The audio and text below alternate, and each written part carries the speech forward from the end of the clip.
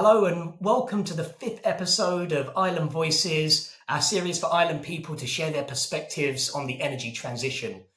This time I'm talking to Dominique Bird from Antigua and Barbuda, who is a student in marine biology at the University of the West Indies at the Mona campus in Jamaica. Hi Dominique, how are you today?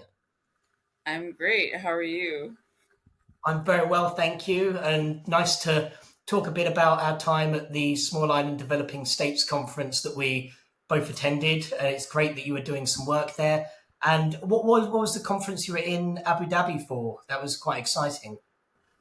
Yes, it was quite exciting. It was a student energy summit. So it was a summit hosted by Student Energy, the organization for students who are interested in renewable energy. That was actually my first experience in energy at all. Prior to that, my expertise being volunteering was in biodiversity conservation, um, more centered around sea turtles and the Antigua racer snake. So that was my first experience, and that's when I first realized that there was so much more to energy than just solar panels. Because anytime it's not solar, anytime renewable energy is discussed, as in school, it's always solar. Because we're the Caribbean, if we ever did renewable energy, it would be solar.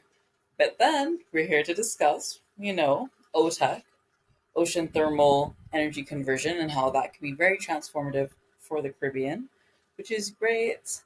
So I'm really excited because I've been trying to delve more into renewable energy and energy on a whole, and especially in the Caribbean, where I think it is of paramount importance that we really plan this transition.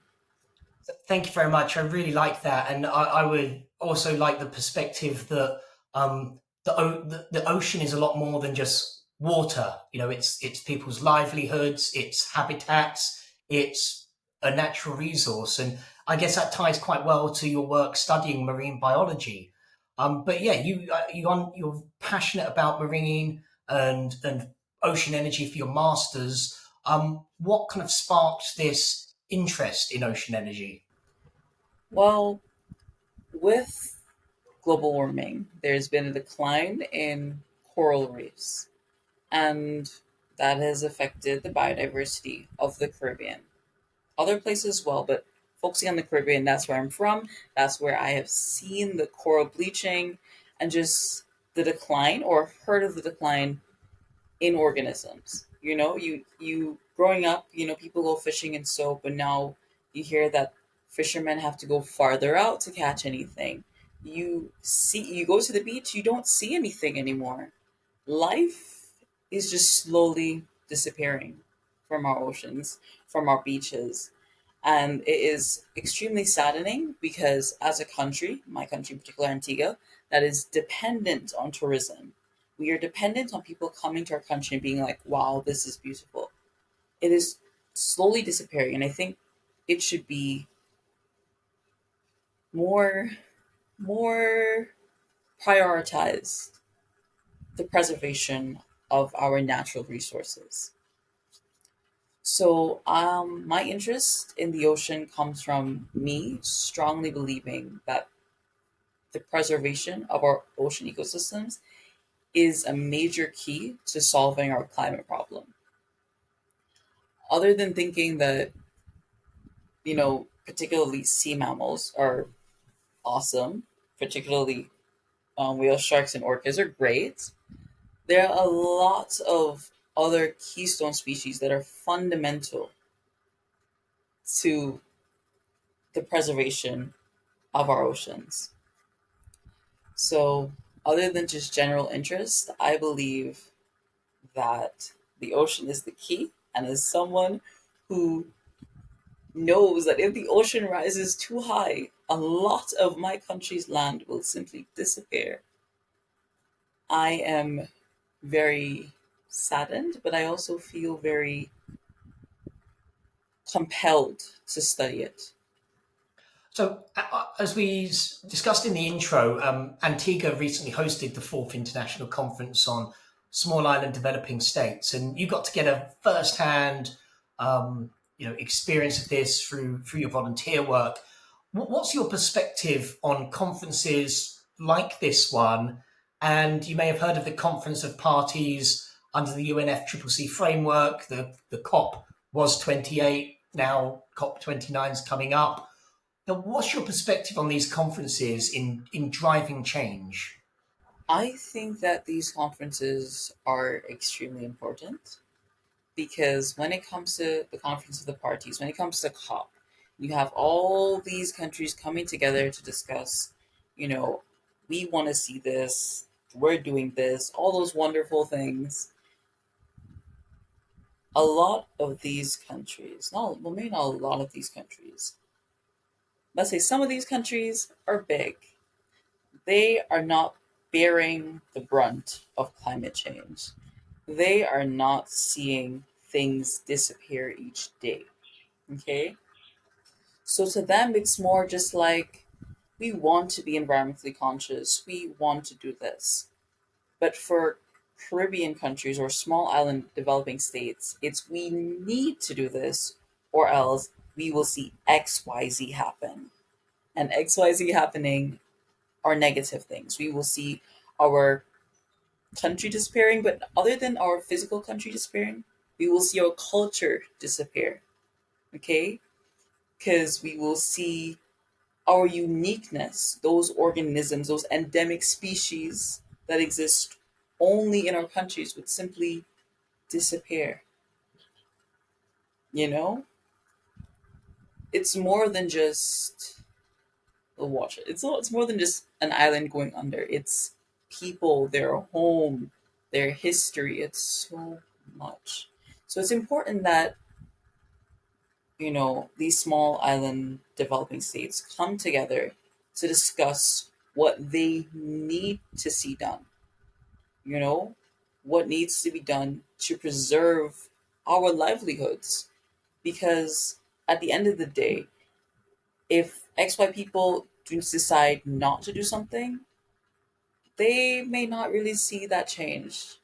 But if we decide that we are going to just let it happen, it's a world of hell opening up for us. Yeah, and we've got to remember that small island developing states, the word small does a disservice, right? It's home to, these islands are home to 50 million people. And if you think about the uniqueness and the cultures, the biodiversity, the rest of the world doesn't have a great track record with immigration. So yeah, there's I think hell is the word that you use quite aptly about about the situation if we don't do anything. It's very serious. How would you score Antigua and Barbuda's progress on the energy transition today? Is it making headway? Is there a lot more to do? And maybe you can touch as well on the Caribbean region as a whole, if you have any views there. Well, first looking at Antigua, our how are we moving with our aims, our own agenda with increasing the amount of energy we produce by renewable energy sources. First things first, of course more can be done. Unless we reach 100% running off of renewable energy, of course more can be done.